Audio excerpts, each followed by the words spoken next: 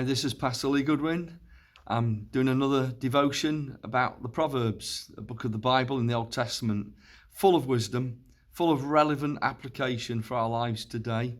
And this one I've entitled this morning is, Whose Footsteps Are You Walking In?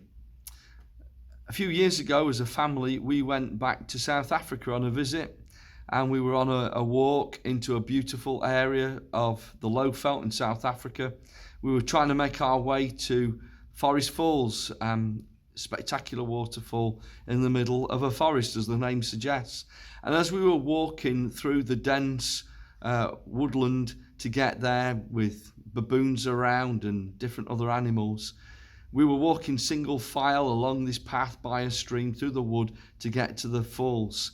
And I was up in front, and I was walking on the lead with 4 kids behind, Jackie at the back. And as I was walking this path, all of a sudden I was aware of some footprints in the path. And as I noted them and just observed them, I realized what I was following along the path were the footprints of a leopard. It just goes to show you have to be careful what footprints you're following. And it says in Proverbs 2:20, follow the steps of good men and stay on the paths of the righteous.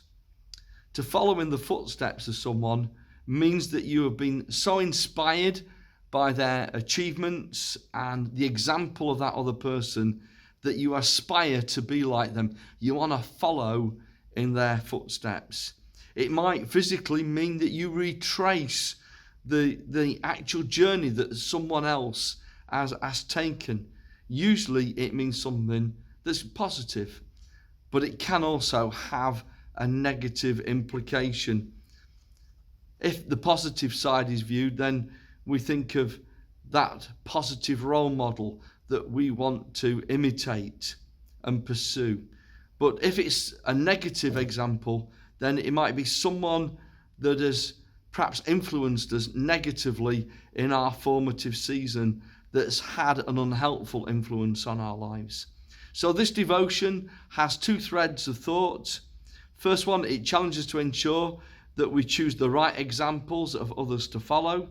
Secondly, it challenges what pathway we walk, so that if there's anyone that follows in our footsteps, then we've given the right lead for them. There was a father and a young son that were actually walking a treacherous path. It was quite slippy, and the father was concerned about his young son following him. And so he said, son, be careful where you step. And the little boy said, and Daddy, you also be careful where you tread, because I'm following in your footsteps. We need to be careful where we walk, because others will follow our lead.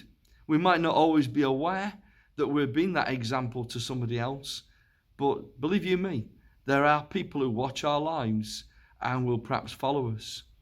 The footprints of our lives will probably say more about us than any of our titles, our positions, and our achievements. Our footsteps will reveal who we followed, and maybe when it was that we trailblazed our own path and did our own thing. There will be times when we need to tread the paths of other heroes that have trodden before us. But also, there will be times when we say, well, those leaders weren't always accurate and fully on song in doing what God had asked them to do. So there are times when, it's good to follow others, but also there are times when we just need to say, but this is God's unique path for us to follow. And we've learned what we can from others, but there's times for us to do what God has called us to do and be. I'm reminded of King David in the Bible, in the Old Testament, and he inspired other mighty men, other warriors, to be like himself, to do exploits through God's power, to even kill formidable giants as he had done. Why did he inspire so many mighty men? Because he himself had that caliber. He himself was a courageous leader. He himself was that hero, that champion that defeated Goliath. So he inspired other giant killers because he himself was one. And then I think of the example that Elisha followed in Elijah, another prophet that he could emulate towards. And he followed him to gain his mantle and to have the empowerment of the double anointing. And he wouldn't be detracted or sidetracked from following Elijah. And Elijah had come to Elisha when he was a young man and said, "Follow me." And what I love about Elisha was that he was determined to follow Elijah, whatever it cost him. And even when other people tried to say, "What are you doing? What are you doing following Elijah?" he continued to follow Elijah. And as a result, he inherited that mantle of Elijah's prophetic ministry on his own life. Inevitably, our heroes are human. That's a salutary reminder. You know, they're fallible just as we are. They're prone to failures. So we need to heed the advice of the Apostle Paul when he said to others that were going to follow his leadership example. He wrote in 1 Corinthians 11:1, "Follow me as I follow Christ." Today, there's no better footsteps for you to walk in than those of Christ himself. And the gospel accounts show to us how we can follow that wonderful example of Jesus through his truth, through his servanthood, through his values, through his care of others. May we indeed follow in the footsteps of Jesus. May God bless you.